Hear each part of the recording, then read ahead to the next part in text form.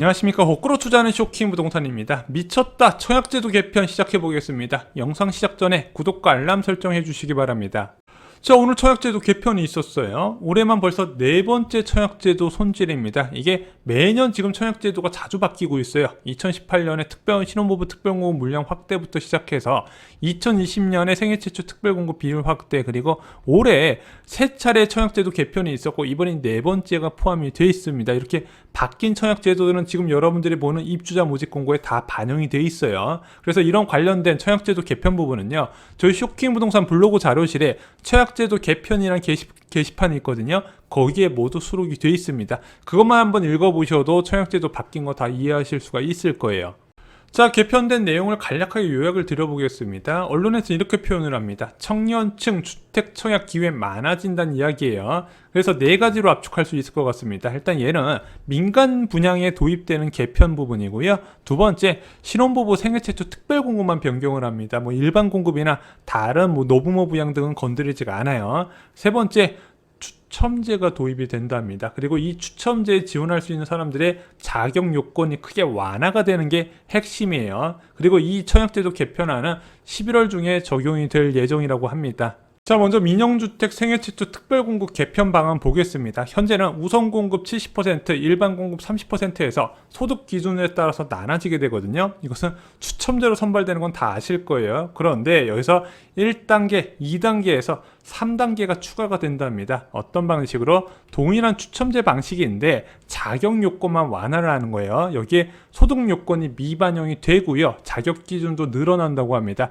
1인 가구도 선택이 가능한 부분이에요. 그래서 기존 선발 방식이 100%에서 70%로 감소하게 되고요. 이 30%의 추첨제를 신설하게 된다. 자격 요건 완화한다는 부분이죠. 그러면은 야, 기존에 여기에 들어갔던 사람들 불리한 거 아니냐 이렇게 이야기할 수 있는데 국토부에서는 이렇게 이야기를 합니다. 자, 1단계, 2단계 탈락자도 자동 추첨제로 전환돼서 동일한 기회를 부여받는다 이렇게 이야기를 하는 거예요.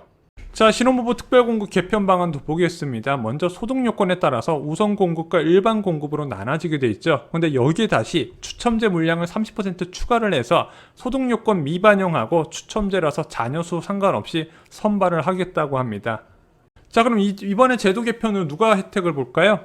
크게 3개 계층이 혜택을 보는 것으로 보입니다. 첫 번째, 1인 가구요. 자, 생애 최초 특별 공급의 자격 요건에 혼인 중이거나 유자녀 가구로 자격이 한정되어 있어서 이 1인 가구는 넣지 못했거든요. 주택 구입 경험이 없어도. 자, 그런데 이것을 열어주겠다는 거예요. 두 번째, 무자녀 신혼부부입니다. 무자녀 신혼부부는 신혼부부 특별공급에서 사실상 당첨이 어려운 부분이 있었어요. 왜? 자녀가 없기 때문에 밀린다는 부분이죠. 그래서 이 무자녀 신혼부부한테 청약 기회를 준다 이렇게 의미를 두고 있는 거죠. 자, 세 번째 혜택을 보는 계층이 바로 고소득 맞벌이 가구입니다. 자, 지금 대기업 맞벌이 신혼부부 같은 경우는요, 이 소득 요건이 이제 160%를 넘어가 버리잖아요. 그래서 아예 기회조차 없는 경우가 많이 있었습니다. 자, 그러다 보니까 이 특별공급 지원하려고 일을 그만두는 경우까지 있더라고요. 이건 좀 문제가 있긴 있었습니다. 그래서 이번에 고소득 맞벌이 가구를 포함시키는 부분에 대해서는 전 찬성을 하고 있습니다. 그런데 왜 이번 제도 개편은 문제가 있을 것이라고 보냐? 자, 우리가 주택을 마련하는 과정을 좀 생각해보자 이거죠. 일반적으로 부모님과 독립해서 혼자 거주하는 1인 가구가 있단 말입니다. 20대 중반에서 30대 중반까지 되겠죠. 이 사람들 어디 살죠? 원룸과 1.5룸에 삽니다. 1.5룸만 돼도 좀 어느 정도 여유가 있는 사람이에요. 자, 그런데 이렇게 혼자 살다가 혼인으로 신혼집을 구하게 됩니다. 30대 초반에서 30대 중반까지 이 신혼집을 어떤 형태로 구한다? 1.5룸에서 2룸을 구하게 됩니다. 요즘은 오피스텔도 많이 들어가고 빌라도 많이 들어가죠. 일반적으로 17평에서 23평 주거 형태를 선호하게 됩니다. 자, 그런데 이렇게 1인 가구나 2인 가구는요, 특징이 있어요. 면적뿐만 아니라 위치도 중요합니다. 어디에 구할까요? 직장과 가까운 거리에 주거지를 마련하게 돼 있다는 거죠. 그리고 나서 출산을 하게 되면 30대 중반부터 30대 후반에 이사를 가게 됩니다.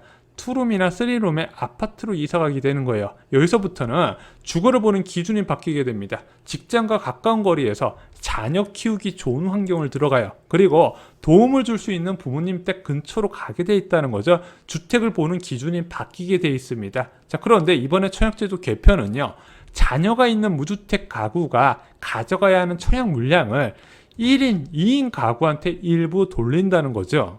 자, 이게 왜 문제가 되는 거냐? 자, 지금 현재 부동산 시장 불안이 왜 일어날까요?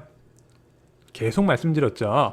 돈 많은 3인, 4인 무주택자가 넘치는 것이 문제더라. 그래서 이 사람들이 청약을 빨리빨리 받지 않으면 기존 주택을 비싸게 사기 때문에 주택시장 불안이 계속 이어져요. 그래서 수요 분산 차원에서 신도시 정책이 나온 겁니다. 자, 그런데 일부 정치권에서 이것을 기회평등이란 이유로 다른 계층, 이 주택이 필요하지 않을 수 있는 계층한테 물량을 돌린다는 거예요. 그러면은 이 사람들이 갈 매물이 공급이 줄어들다 보니까 시장 불안이 지속이 된다는 겁니다.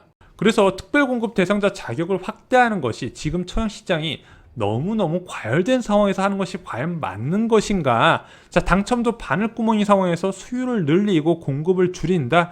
이게 과연 이해가 여러분들 되시나요?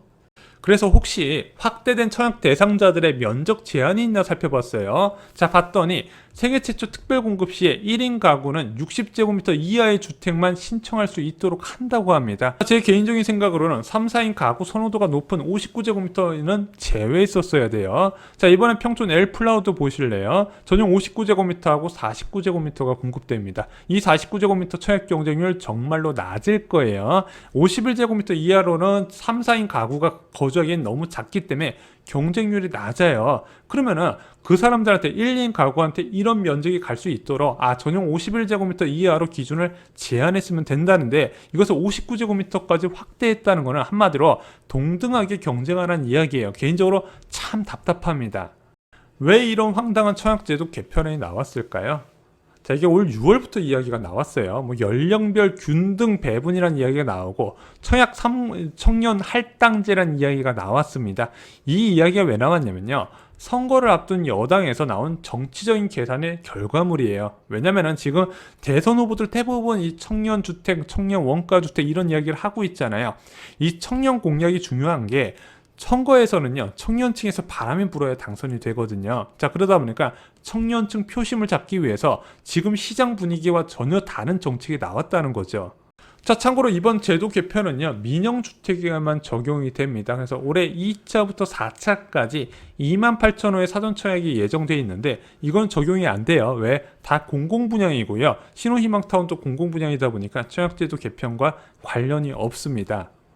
자, 하지만 내년 사전청약에 추가되는 민간 분양은 적용이 될 거예요. 내년 사전청약 물량이 6만 호로 크게 늘어나죠. 원래 3만 호인데 2배 이상 늘어났다는 부분입니다. 어떻게 늘어났다?